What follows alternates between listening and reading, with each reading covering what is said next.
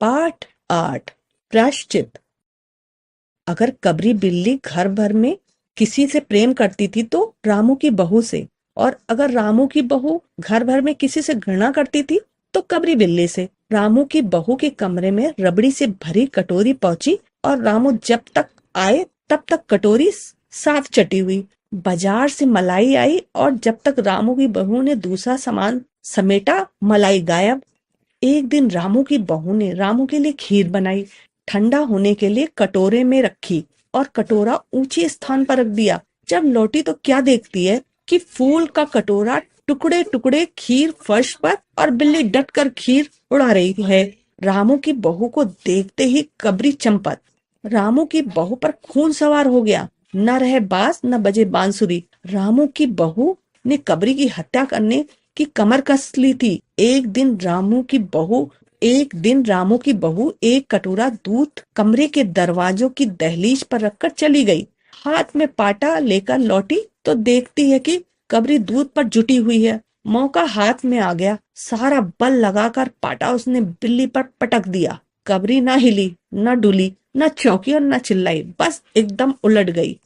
आवाज सुनकर सभी घटना स्थल पर उपस्थित हो गए। मैरी बोली, हाय हाय राम, बिल्ली तो मर गई। माँ जी, बहू से बिल्ली की हत्या हो गई, यह बहुत बुरा हुआ। मिस रानी बोली, माँ जी, बिल्ली की हत्या और आदमी की हत्या बराबर है। सास जी बोली, अब जब तक बहू के सिर से हत्या न उतर जाए तब तक न कोई पानी पी सकता है न खाना खा सकता है। बहू, ये क्या कर डाला। मैरी को भेजकर पंडित जी को बुलवाया गया। पंडित जी परम सुख चौबे, छोटे कद के मोटे से आदमी थे। लंबाई 4 फुट 10 इंच और तोन का घेरा 58 इंच। चेहरा गोल मटोल, मूछे बड़ी बड़ी, रंग गोरा, छोटी कमर तक पहुंची हुई। चारों तरफ प्रश्नों की बौछार और रामू की बहू सिर झुकाए बैठी थी। पंडित परम सुख ने गंभीर स्वर में कहा, हरे कृष्ण हरे कृष्ण। बड़ा बुरा हुआ, यह तो सीधा नरक ले जाने वाला पाप है। रामू की माँ की आंखों में आंसू आ गए। तो फिर पंडित जी, अब क्या होगा, आप ही बतलाइए। पंडित परम सुख मुस्कुराए।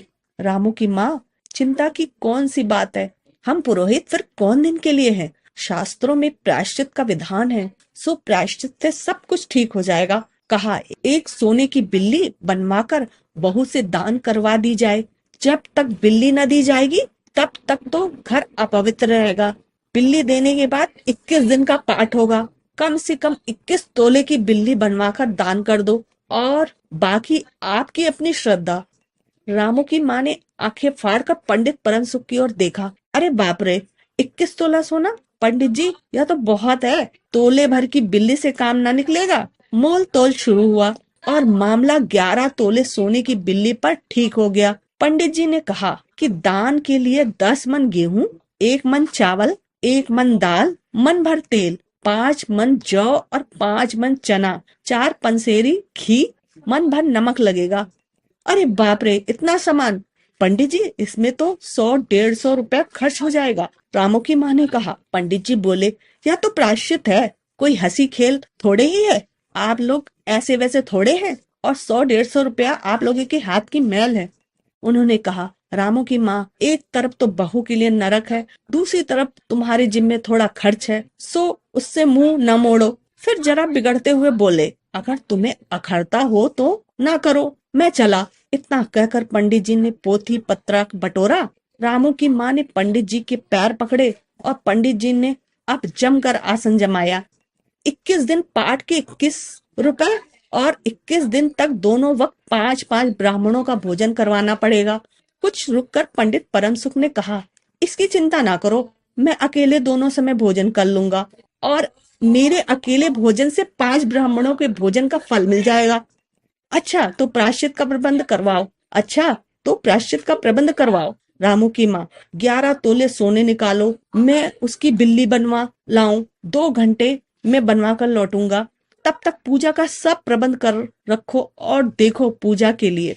पंडित जी की बात खत्म ही ना हुई थी कि मैरी हाफते ही कमरे में घुस आई। सभी चौंक उठे। रामू की माँ ने घबरा कर कहा, अरे अब क्या हुआ री। मैरी ने लड़काते स्वर में कहा, माँ जी, बिल्ली तो उठकर भाग गई। मैरी का यह कहना ही था कि पंडित परम सुख तो मानो सांप सूंघ गया। हरे राम करते करते पोथी पत्रा समेट कर वे भी बिल्ली की तरह